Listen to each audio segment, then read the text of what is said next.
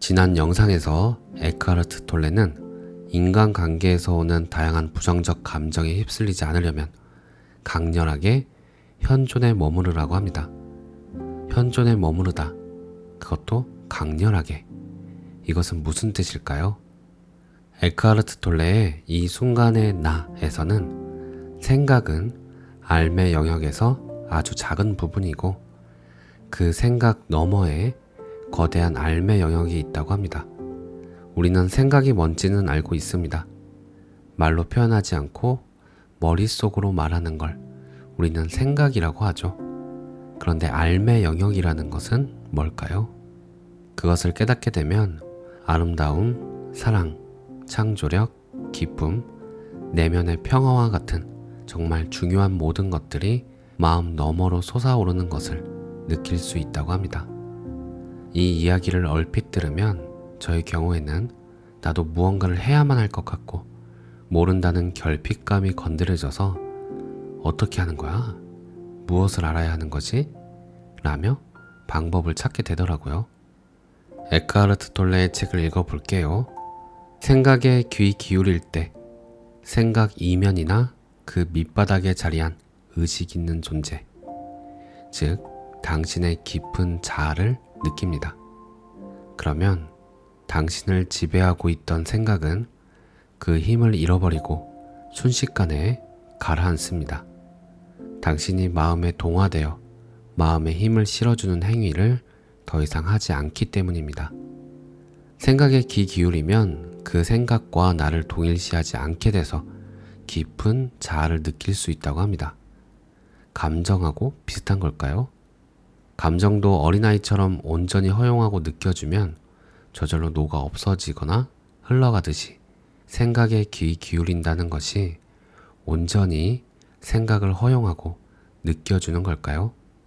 이 부분은 마이클 싱어의 상처받지 않는 영혼에서 마음속 룸메이트와 결별하기 파트를 다시 읽어보면 좋을 것 같습니다. 마이클 싱어는 인식에 대하여 이야기합니다. 에크하르트 톨레가 말한 생각에 귀 기울인다는 것은 생각을 인식한다는 것과 같습니다. 인식하려면 두 가지가 있어야 하는데 하나는 인식하는 자, 인식하는 주체가 있어야 하고 다른 하나는 인식되어지는 것, 인식되어지는 대상이 있어야 하죠. 생각을 인식하려면 생각을 인식하는 자가 있어야 하고 인식되어지는 생각이 있어야 합니다. 둘 중 하나라도 없으면 인식될 수 없죠. 마치 동전의 양면 같은 거죠. 그렇다면 여기서 생각을 인식하는 자는 무엇일까요? 마이클 싱어는 그것을 목격자, 지켜보는 의식이라고 부릅니다. 생각은 필요할 때 쓰면 되는데 시도 때도 없이 꼬리에 꼬리를 물며 계속 생각을 이어갑니다. 그러면 생각을 지켜보는 의식은 분명 존재하지만 의식하지 못하는 의식으로 전락하고 생각 속에 빠져버려서 생각과 나를 동일시하게 됩니다. 그러면 외부에서 해결책을 찾는 태도로 변하는데 외부에서 해결책을 찾게 되더라도 새로운 문제가 등장하고 또 찾고를 반복하게 됩니다. 그래서 마이클 싱어는 내부에서 해결책을 찾아야 근본적인 해결이 가능하다고 말합니다. 그리고 생각을 우리 마음속의 룸메이트라고 말하면서 그 말 많은 룸메이트가 잠시라도 조용해질 수 있다면 한 번도 느껴보지 못한 고요와 평화 속에서 가장 황홀한 안식을 느낄 수 있다고 말합니다. 정리하자면 생각이 일어나면 생각을 없애려고 시도하기보다는 생각을 지켜보는 목격자로 깨어있는 의식 상태로 있으라고 합니다. 그러면 쓸데없는 생각들이 얼마나 많은 문제들을 일으키는지 지켜보게 된다고 합니다. 그러고 나면 지금껏 진정한 나의 삶을 산 것이 아니라 룸메이트의 삶을 대신 살아주고 있었구나 하는 자각이 생기게 되고 우리는 진정한 삶을 되찾아올 수 있다고 합니다.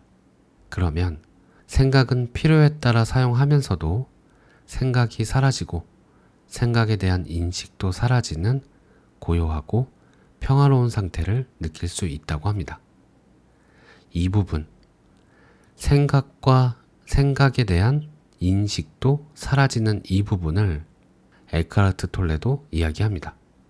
생각이 가라앉으면 정신의 흐름이 끊기는 순간 무심의 공백을 경험하게 됩니다.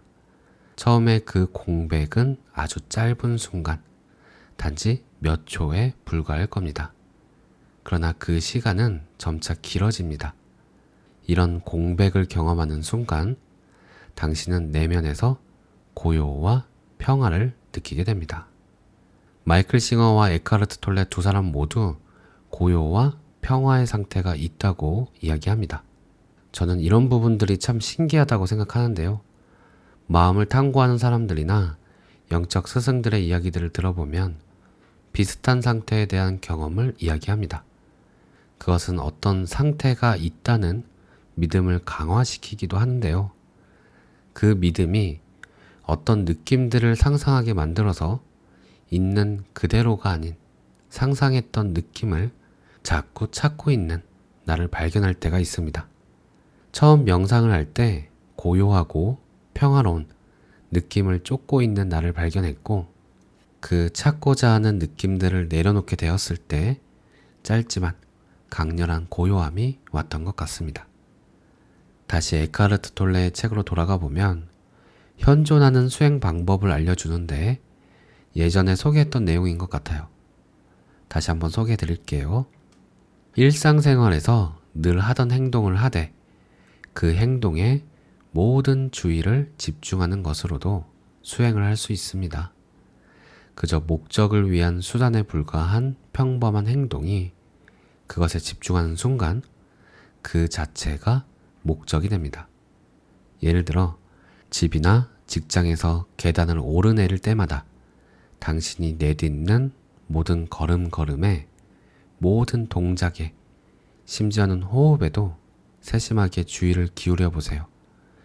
그 순간에 온전하게 존재하세요. 손을 씻을 때에도 물소리, 물의 느낌, 손의 움직임, 비누 향기 등 손을 씻는 행위와 관련된 모든 감각에 집중해 보세요. 자동차를 탈 때에도 차 문을 닫고 잠시 모든 동작을 멈춘 채 당신의 호흡을 느껴보세요. 그리고 고요하지만 강력한 존재감을 깨닫습니다.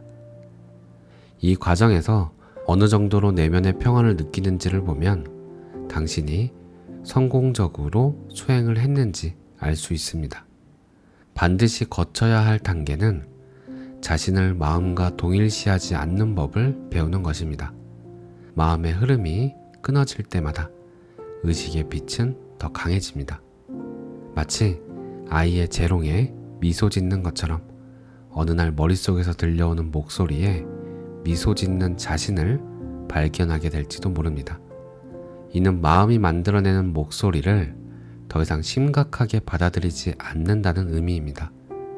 당신의 자아의식이 더 이상 거기에 의존하지 않기 때문입니다. 오늘 내용은 여기까지입니다. 어떤 거창한 수행이 필요한 것도 아니고 꼭 해야 하는 것도 아니지만 우리가 일상에서 보고 듣고 맡고 맛보고 느끼고 생각하고 감정적일 때에도 그 인식의 장막 너머에 늘 그 자리에는 고요하고 평화로운 공간이 내 안에 함께하고 있음을 알고 오늘도 용감하고 자신있게 그리고 재미있게 삶을 즐기셨으면 좋겠습니다. 물론 저에게도 하는 말입니다. 감사합니다. 사랑합니다.